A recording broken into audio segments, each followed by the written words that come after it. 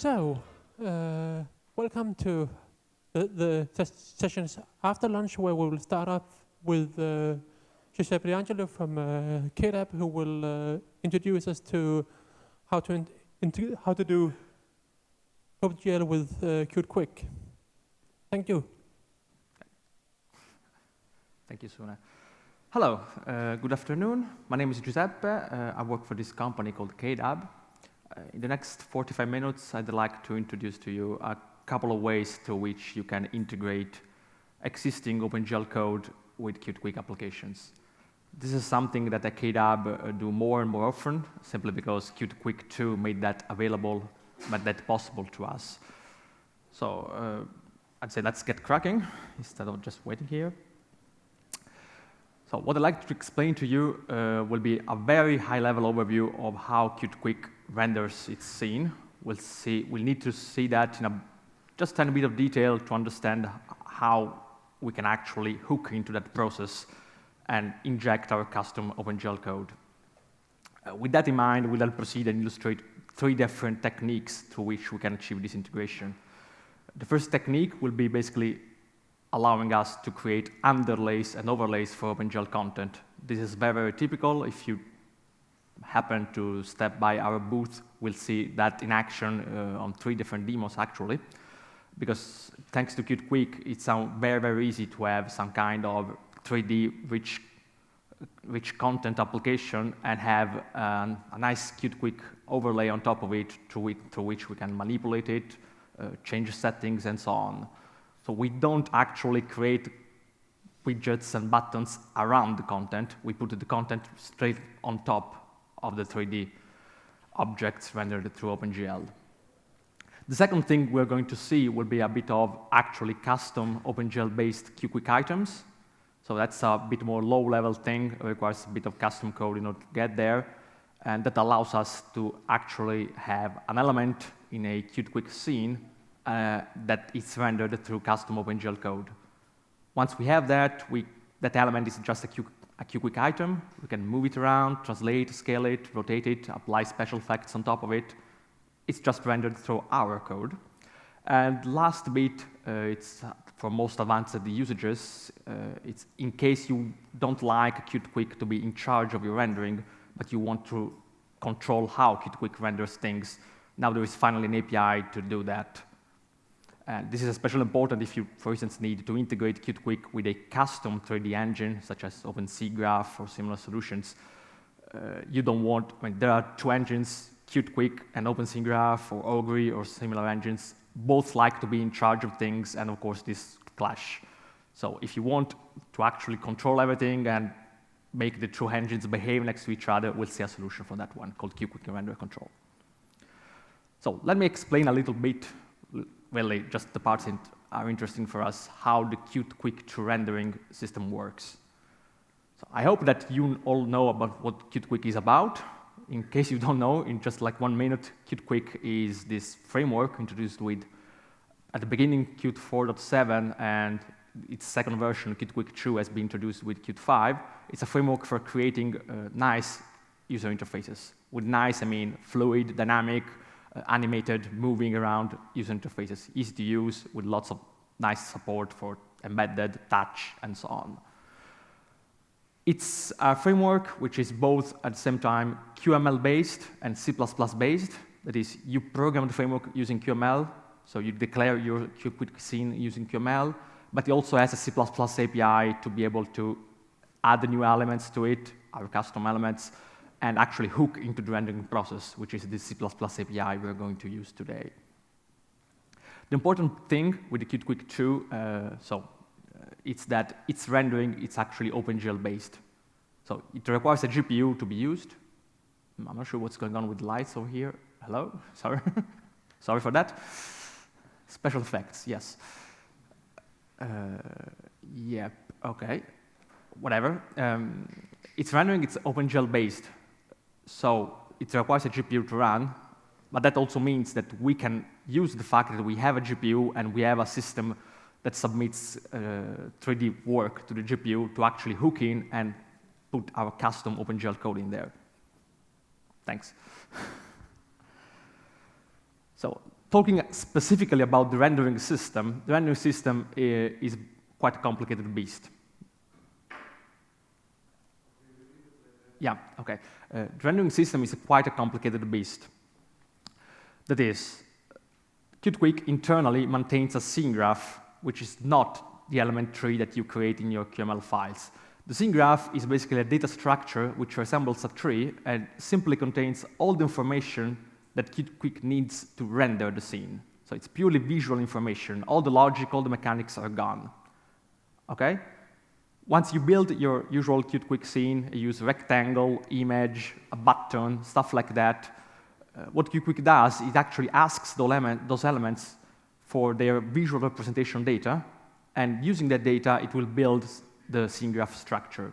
So as you can imagine, since it's OpenGL-based, this data structure basically contains stuff like geometry, so list of vertices, shaders, matrices for transformations, all the stuff like that. It's very low-level data structure, just for what QtQuick needs to render the scene. Yep.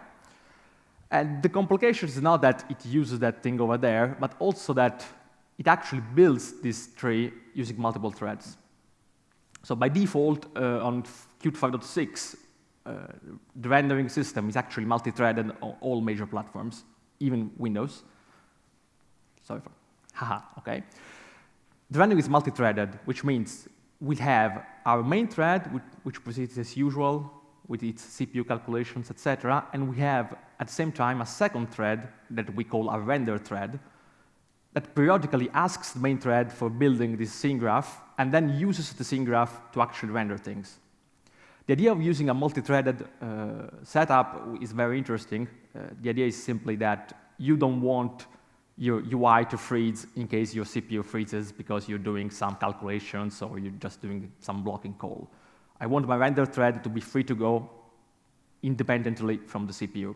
At the same time, you want your CPU thread to be free to go if you're stuck on the GPU because you have a very slow GPU when, for instance, you're submitting too much work. So this was in the design for day 0. It's always been like that.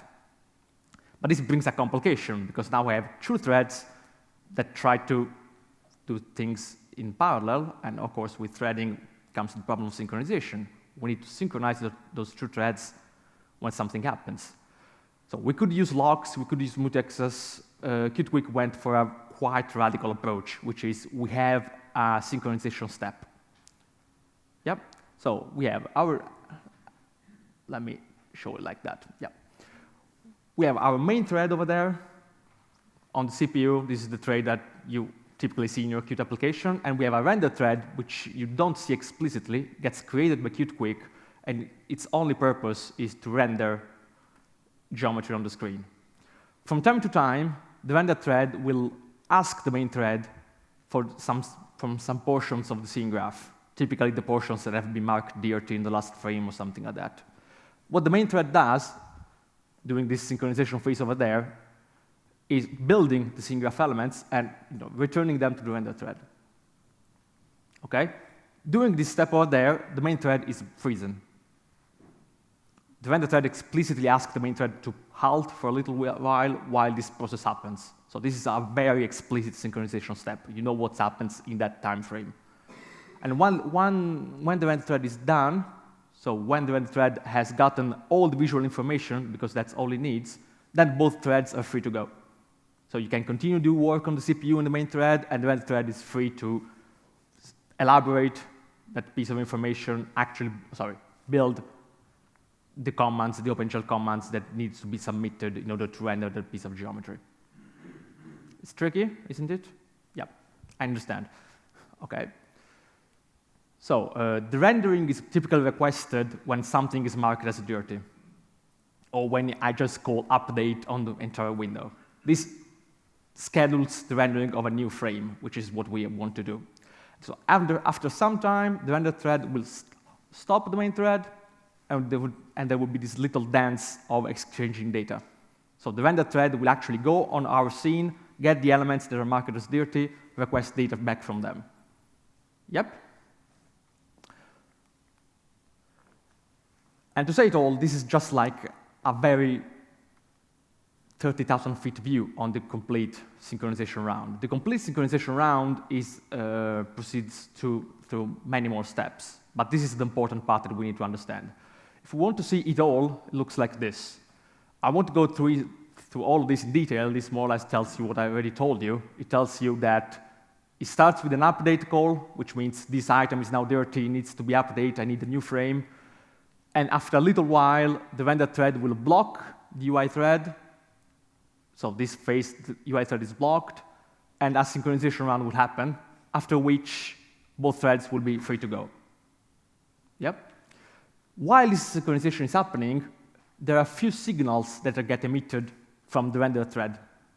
There is a signal before we begin the synchronization phase, a signal before it starts rendering things, and a signal after it renders things. And we can hook to those signals because they're a public API, and in some slots connected to those signals, we can actually perform work together with the render thread. So our first example will use exactly that.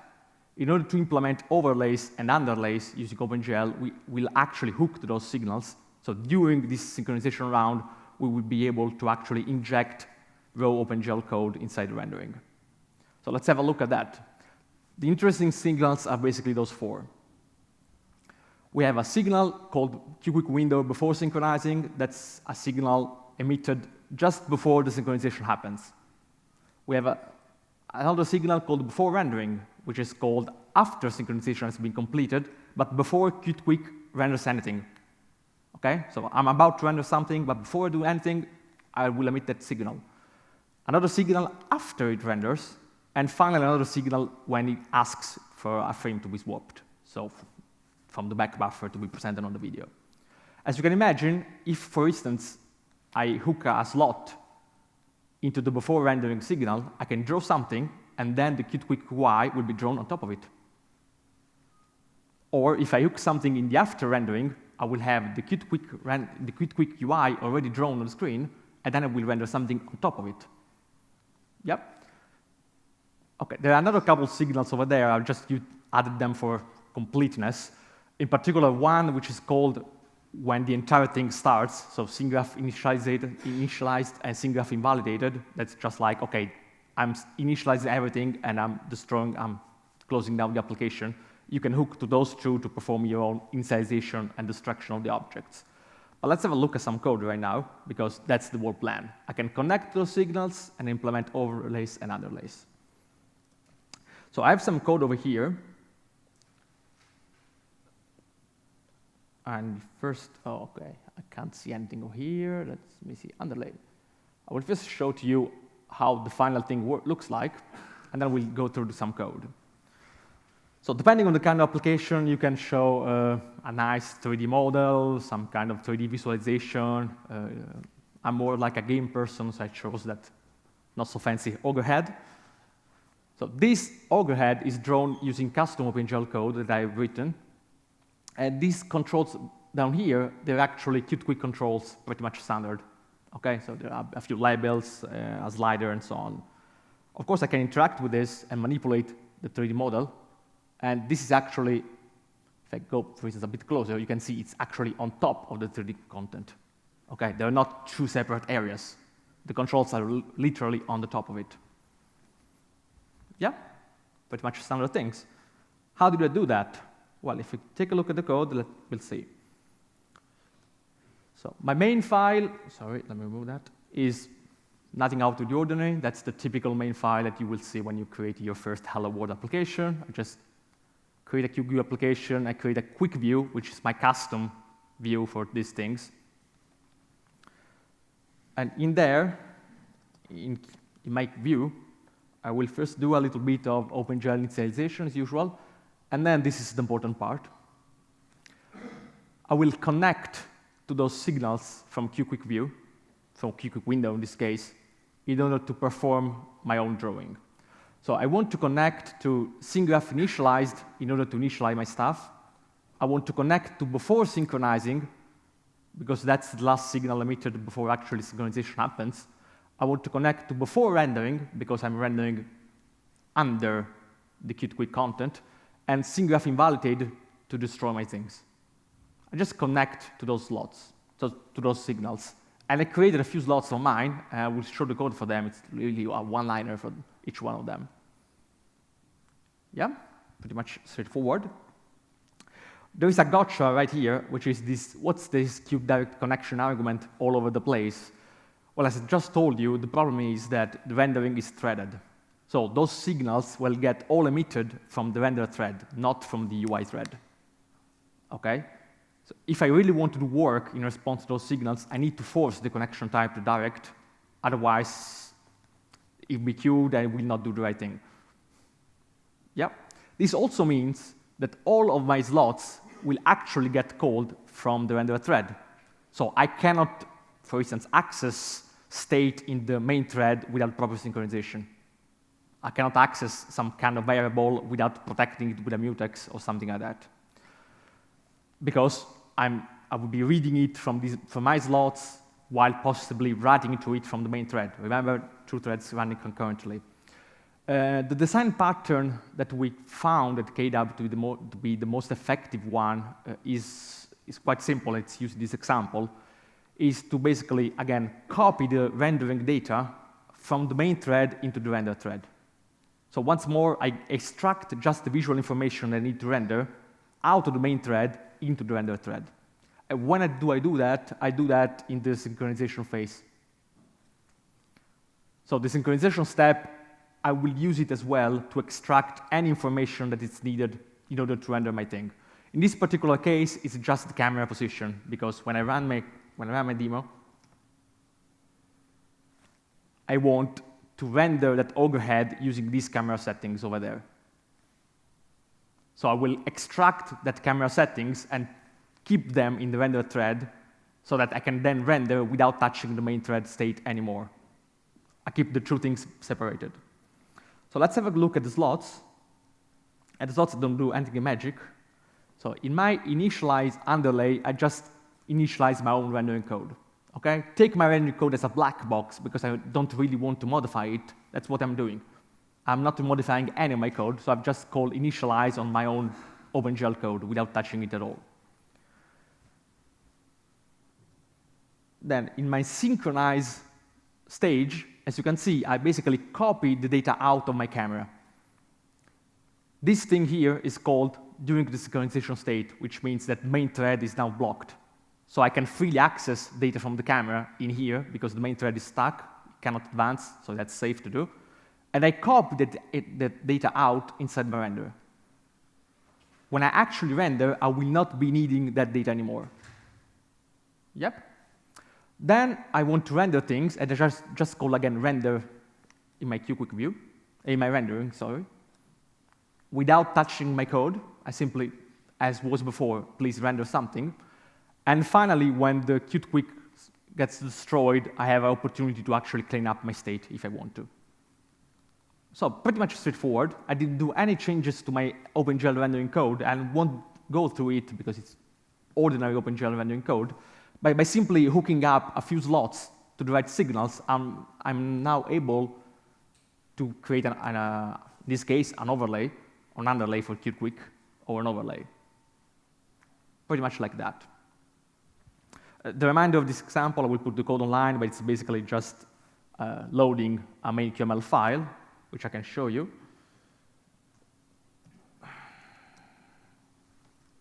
If I can read this. That, yeah. And the main is simply that. It's an item for the entire window, plus a few camera controls, which is another QML element, which is those 3 sliders at the bottom. So it's anchored at the bottom. Yeah? So that's the demo, already done. A few gotchas that you need to keep in mind, and I'll show them to you and then go back to the code to make you understand where I use them. There are a few things that you need to tune to make this work out of the box, unfortunately. The first thing is that, by default, QtQuick likes to clear the color buffer before it renders anything. So if you render your stuff and you leave the default setting to true, it will actually clear what you have just drawn and then draw itself on top, which you don't want. So there is a nice function call you need to call, which is called set clear before rendering, and you need to disable that feature. It's just that simple. There's another thing that can happen. I was not a very good scholar in my example, but this can actually happen now these days, is that the OpenGL context that QtQuick creates may go away on its own, may get destroyed on certain occasions.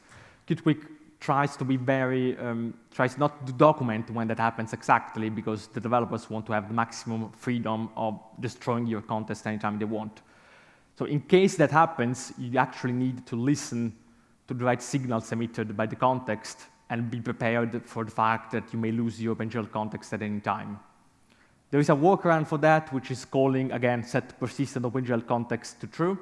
So if you're lazy like me, please call that, and your context won't go away. Thank you. Another two things over here, and I'll go back to the code right now, is that the QtQuick renderer is actually a pretty smart guy. It tracks which OpenGL state it sets. So it expects to find it just like it has left the last time it touched any OpenGL state. Of course, when you intervene in the middle and you inject your own OpenGL command, like just I did, I may or may not reset everything like I found it before.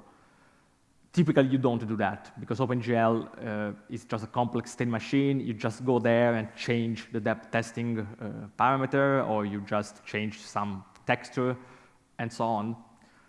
So if you don't want to actually reset everything as you found it, there is another function called the reset OpenGL state that you need to call after you do your own OpenGL commands. And if I go back to the code, actually I was calling that every time I did some OpenGL stuff. So over there, and over there. Every time I touched OpenGL, I also said, QtQuick, please, I know that I did something wrong for you. Please reset your own OpenGL state. If you don't do that, of course, QtQuick complains very loudly. Yep. So it's a bit of gotcha thing to remember.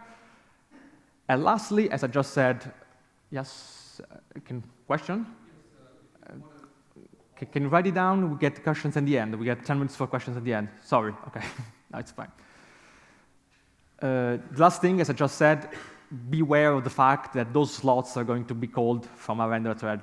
So do not access any state from the main thread in those slots without locking. That works, but the problem with locks is that they tend to multiply very easily, because then you need another thing to be touched, then you need to lock it, then you need another thing, and you need another lock. So since those locks get easily out of control, really the design pattern that we found works best is please wrap all the rendering data in some structure, copy the structure out from the main thread into the render thread, typically during the synchronization step, and then only access that copied data structure. Then that's safe. Okay, don't try to overwork with locks. So that concludes our small chapter on our underlays and overlays things. Let's see something different for now. That works, that's fine, but actually I can only render an entire overlay or an entire underlay. What if I want to mix our custom OpenGL code inside a QtQuick scene? So I want to have one item, which is just appear among other items, and I can manipulate that item just like any other item. Of course, we can do this, because as I said at the beginning, QtQuick offers a C++ API. We can create custom QtQuick items, provide some custom OpenGL code to render them, and that will work. And the way we do that is this. There's a C++ class called QtQuickItem. That's the base class for all visual items in QtQuick. And that's basically the class behind the QML element called item. On its own, QtQuickItem does not render anything at all. We must provide some kind of visual information for it to be seen on the screen. What we do then typically is we create a subclass of QtQuickItem, just simple as that. We expose that subclass into the engine calling QML register type. And whenever the scene graph wants to render our element, that function called updatePaintNode will be called on my item, and that again gets called from the render thread. So I need to provide an implementation for that function that returns the piece of the scene graph that it's needed to render my custom item. Once I've done all this, I'm game. I can create instances of my custom type from QML. So we'll have my custom item and create a QML file, put it in there, that's done. The only problem is that actually implementing that function is extremely tricky. So it requires more or less another hour session if we want to actually see the details for how we implement update pane node. That's because the SyncGraph API is so complicated, so tricky to get it right. There are lots of small things to consider. Luckily, at this very conference, there's been another talk called Using the QQuick SyncGraph API by Giuseppe D'Angelo. So if you missed that one, please get the recording on YouTube. I won't treat the same arguments again, because again, it requires 1 hour just to explain everything. What we're going to use instead is a convenience item that is a subclass of QQuick item, which is made for literally wrapping custom OpenGL content. That class is called QQuick frame buffer object, QQFBO for the friends. It's a convenience class that lets us wrap custom OpenGL code by rendering the code into an off-screen piece of memory called a frame buffer object, and then we can use the item we create just as usual. Okay? So literally 20 to 30 lines of code, we just wrap again our existing OpenGL code. We don't touch it, we don't modify it. What we do is simply expose again our custom element into the QML engine, and that's done. So let's get there. We need to create for this guy actually 2 subclasses, not 1, but 2. We need to subclass QQuick frame buffer object in order to actually create our element that we expose in QML. And inside QQuick frame buffer object, there is an inner class called QQuick frame buffer object renderer that we also need to subclass. Once more, this is the idea that the renderer class will live on the render thread and keep all the render state, while your QQuick frame buffer object subclass will live in the main thread and keep your logic state. So this division is once more enforced by the API. So when we subclass the renderer, we get a couple of functions that are called for us automatically. One is called synchronize, which gets called whenever we want to synchronize with the main thread, and the other one is called render, which is called every time we want to render something. That's simple. When we subclass QQuick frame buffer object, we must tell QML which one is the render you should use to render this item. So all we need to do is override create renderer to create our custom renderer for our own OpenGL elements. Done. We expose this subclass using QML register type once more, and we use it. So let's see all that in action one step at a time. Once more, well, I go on the main in a minute. Can you all see that? Yeah. So the first thing we're going to see is actually the class that deals with rendering. It's a subclass of QQuick frame buffer object renderer, and the only 2 things we need to provide are these 2 methods over there, synchronize and render. So what I do in the synchronize step is simply, once more, copy data out of the main thread. I will get a pointer to the item that created this rendering class, and I want to extract data out of it, because the item is living in the main thread, this guy is living in the rendering thread. This function is called during the synchronization step, so when both threads are blocked and running at the same time, there will be no one stepping on each other's foots. Therefore, what I do there is simply, again, copy out the camera position from the item living in the main thread into the render thread. Once I've done that, now this guy is able to render without touching the main thread anymore. And the render thread, once more, I just call render. So I just let my OpenGL code to run. I still remember to call that reset OpenGL set function because I need it, because otherwise QtWick would be very complaining. Everything else around is just for decoration purposes. That is, the OpenGL Y and the QtWick Y go in opposite directions, so I need to actually mirror my rendering, but now we have an API for that. And there is another virtual that you don't need to override. It's not a pure virtual in case you want to have a nice multi-sampled rendering. It's pretty much straightforward. I won't go through that code because you don't need to override that. The other part of it is the QQuickFrameBufferObject subclass. And this is just a normal QObject subclass. So I put a QObject macro there, I declare a few properties. I'm going to expose this guy to QML, so all those properties will be available to QML, all those signals will be available from QML, all those slots will be available from QML. Fair enough, it's a typical QObject that you expose, and this will store the state in the camera position, basically, from the main thread. Yep, so I achieved once more this separation of intents.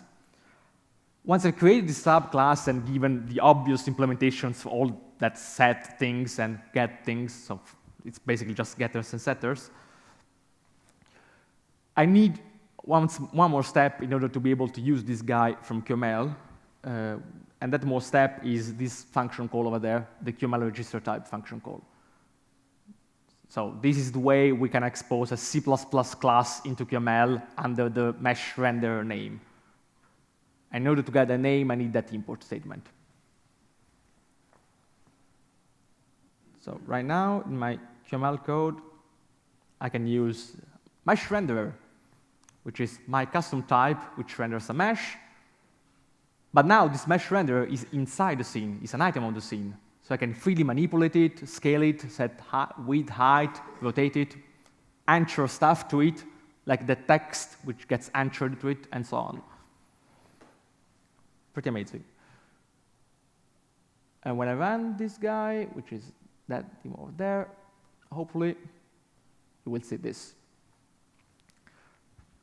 So that's my QQuickFrameBufferObject subclass. It's just one element of the scene. As you can see, I can manipulate it freely. I had some text anchored to the bottom of it. I can still control the actual rendering by manipulating the camera and so on. But now the element is inside the scene. So it's very different from before, where the element basically spanned all over the scene or was just like before it, and you could not put any other content around it. Yep.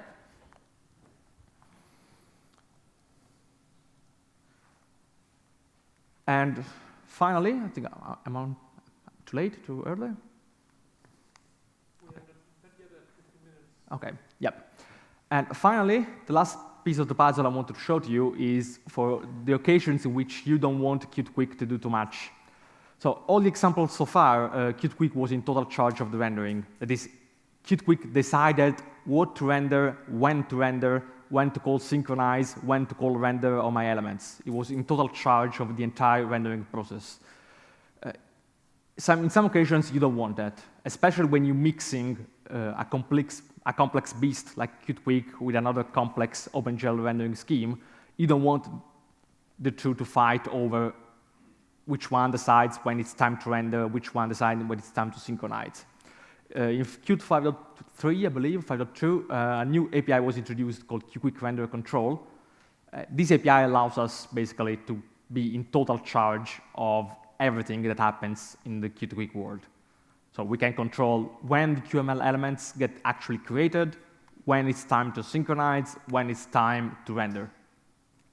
The engine will simply tell us, I'd like to render something because an element has been marked as dirty, but when the rendering actually happens, it's up to us. And we can mix this with even single-threaded, multi-threaded rendering architecture. It supports both out of the box. So yeah, okay, that's exactly what I've told you when we want to have control. Okay, that's why it's called QQuick Render Control.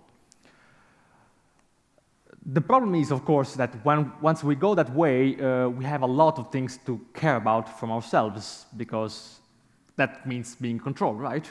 With great power, great responsibility. And therefore, we need to be very careful about how we use that guy. So to use that guy, we need to go through several steps. The first step is actually needed is to create a QQuick window which we are not going to use. So it's a QQuick window that will be invisible and stay behind the scenes. We'll never show it, we'll never create it especially. And that's basically for legal reasons, to be honest. It's simply because this API was introduced after QQuick window.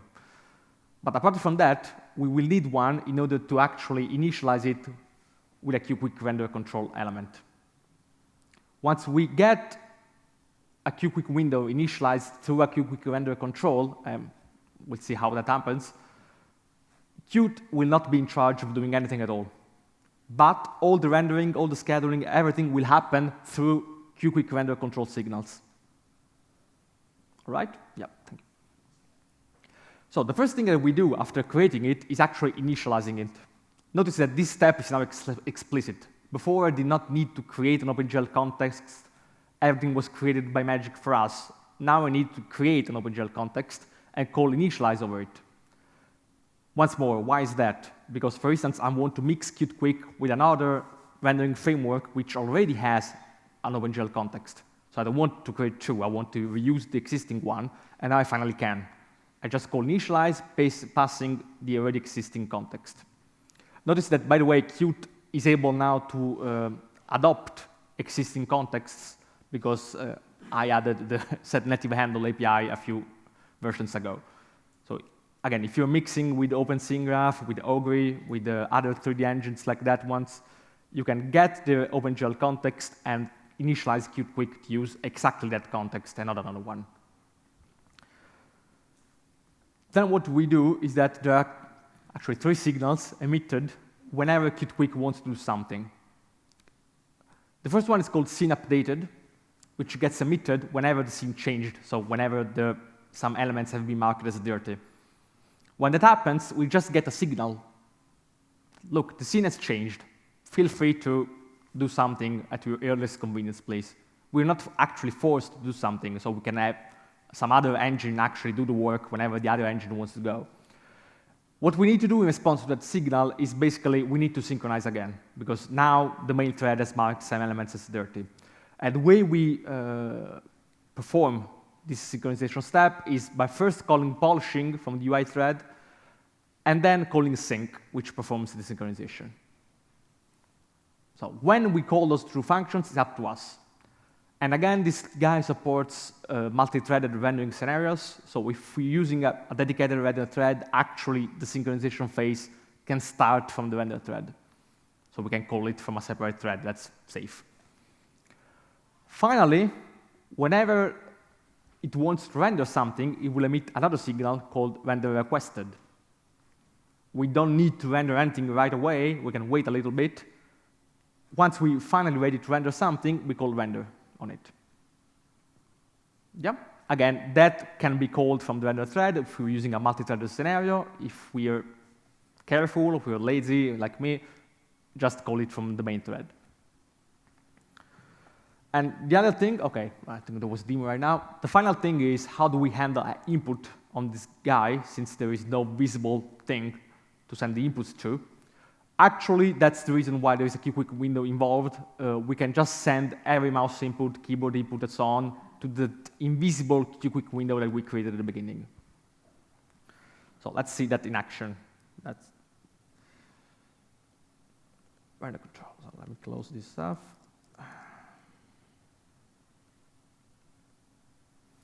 Our main file is once more simple and straightforward. I just create my custom render window, which is where all the magic happens. And this is my custom render window thing. So let me first show you the declaration of it, then we'll see the definition. So this is my custom render window class. As you can notice, I decided to create a row Q window because I want to be in charge of doing everything. That's what happens with the QQuick render control. So first and foremost, I created this subclass, which is a row Q window. I also decide to handle mouse inputs, so I override the corresponding events. And then I create a few slots that, as you can imagine, are going to be called whenever QQuick render control tells me I want to draw something, I want to synchronize something. The last bits are just memory variables. I'm going to use them right now. So most of the stuff happens right here in the constructor. This is a raw QWindow class, which means I need to do all the setup for a raw QWindow.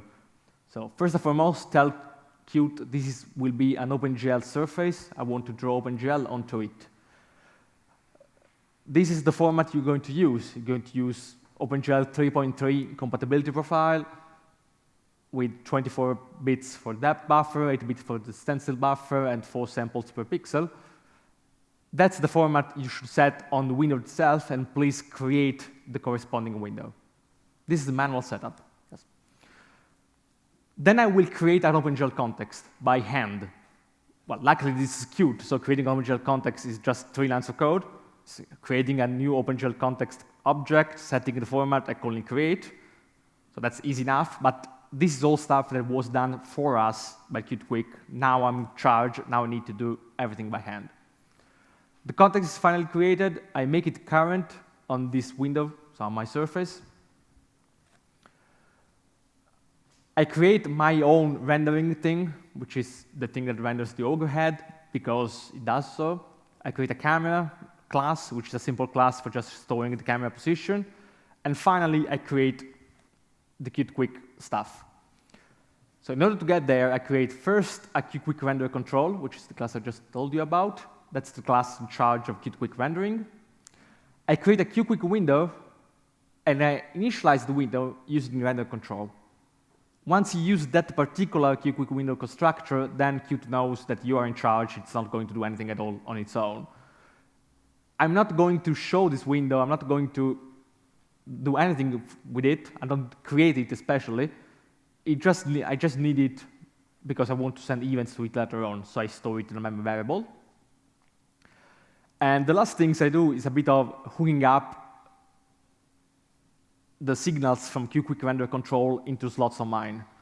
So whenever render requested is called, I call my slot called draw. And whenever scene change is emitted, I want to call sync scene, but I actually batch a few of the changes using a QTimer. This is a very nice, it's a very small optimization you can do, and it's actually very recommended for the simple reason that you will get a flood of such signals, because possibly many things in your scene will change, and we get one signal for each element that has changed. You don't want to call synchronize 200 times per frame. You just want to call it once. So an easy trick to batch those changes is using a short 5-millisecond timer. And whenever this guy is emitted, I just start the timer. Then after 5 milliseconds, I actually synchronize. A very nice trick to batch those changes. Finally, I initialize the render control. So now, passing the context that I had to create manually at the beginning. So now, finally, I'm ready to go. Not quite. As I told you, great power, great responsibility. I need also to load a QML scene manually. I have no one to do it for me right now. So I create a new QML engine by hand. This is all magic done for you by Qt View, Qt Window. Now I don't have anything like that. I need to do that by hand. So how do I load a QML scene by hand? I need to create an engine. I need to set an incubation controller, which is the guy that also controls when the elements are created. So I have even control over that. I expose my camera into the engine's root context, and I hooked up basically loading of the root component using that signal. And finally, I tell the component inside the engine to load my main. Yeah, quite a long way to go. And just finally, but this is not very necessary, for the sake of it, I have also a timer that redraws everything every 500 milliseconds. This is just to show you that now you decide when it's time to render. So every time this timer triggers, we will be redrawing the scene, no matter what. Yeah, lots of things, right? So in my sync scene step, which is the slot connected to whenever Qt render control tells me you need to synchronize because the scene has changed, the important thing to call is that sync method. Yeah, that tells render control to run over the elements of my scene, extract the scene graph information, and so on. The other things on top, polish items, and actually, again, copying data out of the main thread into the render objects I left them for completeness. Again, I like to keep the separation in mind. If tomorrow I decide to use multiple threads, this separation actually allows me to do it very easily. If I instead start once more intermingling access to render state from the main thread, then I have a problem. I will need to add locks later on. And finally, the draw call. I will make current the OpenGL context, set the viewport, call render on my custom OpenGL code, reset the OpenGL state as usual, and finally call render on the render control. This will tell QtQuick to render itself. And once that's done, I will swap buffers as usual because I'll be drawing all that in back buffer.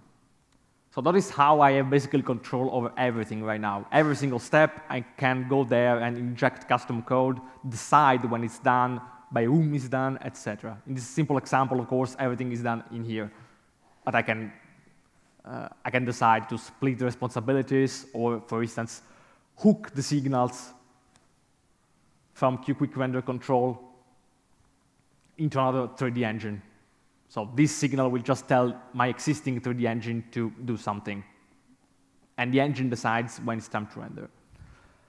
So almost surprisingly, when I run this thing, that demo over there, it looks pretty much like the very first thing that we saw. But it's implemented in a totally different way. It actually looks identical to the first thing we saw, but so it still works. As usual. But the way we're doing it is by basically controlling everything right now. We control when we render the 3D part, when we render the QtQuick part, when the actual QML elements get created, and whenever they change, when it's time to run the synchronization step. Okay, so we have total control over the pipeline. The cost of that control is that the complexity of the setup for this machine is significantly more complex. So, of course, just use it if you need to. All right, and yeah, I think that's all. Thank you very much for listening. If you have any questions, please raise your hands, and Suna will be so kind to, yes, to come to you with a microphone. Sorry, please wait for the microphone. A microphone that does work. Well, you mentioned that the QtQuick renderer caches the GPU state and wants to find it in the OpenGL state and wants to find it in the same state when control returns to it. So that you either have to make sure in your own OpenGL code that you return to the state to the original state, or else you call this reset state thing. Now I can imagine that the reset state could be potentially costly because there's zero information on what you changed in your custom OpenGL code. Now assuming that your own OpenGL code wants to do something similar, like also caching state, then of course it could query the state, but querying the state could also potentially be costly. So is there a way to query the state that's cached by the QtQuick renderer? Okay, I don't know if you got all the questions because the microphone went up and down. So the question is about, sorry, this slide over here about the fact that QtQuick wants to, where is that? That one. About the fact that QtQuick tracks the state it sets and doesn't like when our custom OpenGL code modifies it. So either we are good boys, we query the state before we touch anything, we modify, and then we return to the state that it was before, or QtQuick will complain and misdraw. Unfortunately, there is not really a way for you to know which part of OpenGL state QtQuick uses, unless you inspect the source code. So what reset OpenGL state really does is resetting the subset that it's interesting for QtQuick to whatever values QtQuick likes and not to whatever ones are already there. I can imagine that you may also do the same in your own code, and there is no real solution right there unless you convince a couple of colleagues of mine to actually have the QtQuick rendering to behave better. There's no real solution for the simple reason that now we have two things that want to render at the same time, and it's actually a fundamental problem of OpenGL, which has state. That's a very bad thing because OpenGL should not have any state left over there.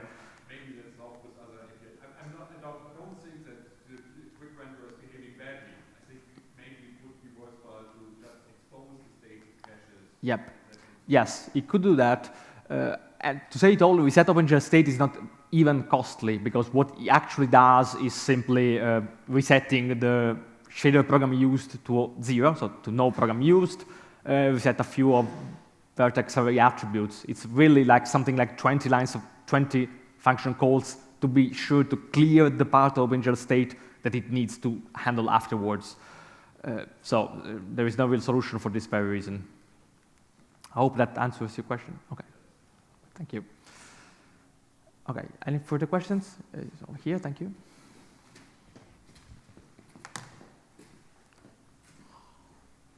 Can you give some practical example when we would like to use quick renderer control when we actually need fine-grained control over a renderer?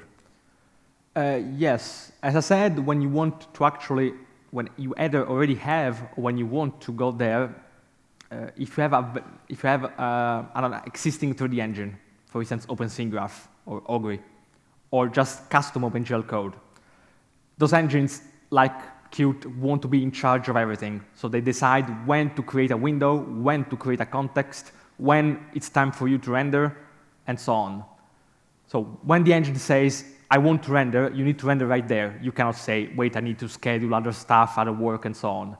The only way you can do it is using Quick Render Control, because only that guy offers you a way to say, render right now, right here. So you basically turn Qt into like a slave mode. So you have something else performing the roles of controlling, scheduling things, and Qt just reacts to the commands given by someone else. If you don't use Quick Render Control, you basically are the slave. So in the very first example, in the underlay example,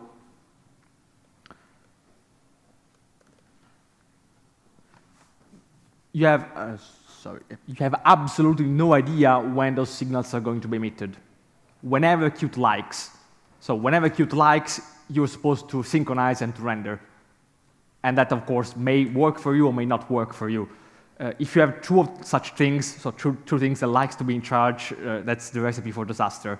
So in which case, you can easily turn, not so easily, but yeah, reasonably easy turn Qt Quick into a slave mode using Quick Render Control. Okay, does that answer your question? Okay, thank you. So in practice, I would integrate, for example, the OpenSceneGraph engine or an Cinder or Ogre engine, for example, and that engine creates the window, creates the OpenGL context, and I would only get the handle to the OpenGL context, handle it to Qt Quick, yep. And the empty window you've talked about. Yep, but that's actually empty. So all the that Qt Quick does is render onto or into OpenGL frame buffer and is not aware what is already inside it. So I can overlay a few buttons, for example. Is that the right way how it works? Yes, but it does not draw into an OpenGL frame buffer object. It just draws in whatever is there. So if your engine tells you to draw into a frame buffer object, then you do like that way. Okay. Otherwise, you just draw into the main buffer, so in the back buffer. Calls the draw calls, yep. And executes them. Exactly. And it does that whenever your engine tells it to do, exactly that time. So, for instance, in OpenSceneGraph, you can get the context from it, get the OpenGL context it's using, you initialize Quick Render Control using that context, and then whenever OpenSceneGraph tells you, I want you to draw right now, you call render on Quick Render Control, and that renders the Qt Quick scene. Are there any project or examples already using other engines? You can talk to a couple of colleagues of mine, which are OpenSceneGraph developers, at our booth over there, and they're planning to extend the OSG Qt integration using Quick Render Control. Because once more, it's a very typical thing that you want to have this 3D scene and some controls in it or around it. And the only way you can really do that is using this guy. Okay. Yep. So I think we have to say thank you. Is there one more question? Do we have time? 2, 3, 4. Sorry. Okay. Yeah. Too many. Okay. Can we get outside here at like over there at our booth? I'll be there for the next day or so. So at least for today, I'll be there. So okay. So thank you very much for listening.